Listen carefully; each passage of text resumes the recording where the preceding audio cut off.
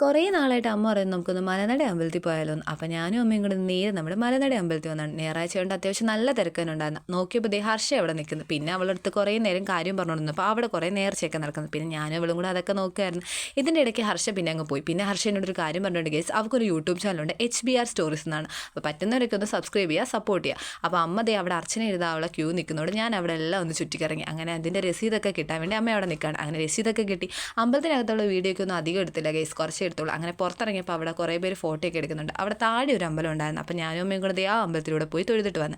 അങ്ങനെ വയലിൻ്റെ അടുത്തൊക്കെ അവിടെ കുറേ പേര് ഫോട്ടോ ഒക്കെ എടുക്കുന്നുണ്ടായിരുന്നു ഗേസ്. അങ്ങനെ അവിടെ നിന്നപ്പോഴാണ് ഒരു മാമൻ പറഞ്ഞത് അവിടെ കഞ്ഞി ഉണ്ടെന്ന്. അങ്ങനെ ഞാനും അമ്മയും കൂടെ നേരത്തെ കഞ്ഞി കുടിക്കുക അവളെ സ്ഥലം അന്വേഷിച്ചിറങ്ങി. അപ്പോൾ ഇതിലേക്കൂടാണ് കഞ്ഞി കുടിക്കാൻ പോകുന്നത്. അങ്ങനെ അവിടെ ചെന്നപ്പോൾ ഹർഷ അവിടെ നിന്ന് കഞ്ഞി കുടിക്കുന്നുണ്ട്. ഈ വീഡിയോ എടുക്കുന്നതൊന്നും കുട്ടി അറിയുന്നില്ല.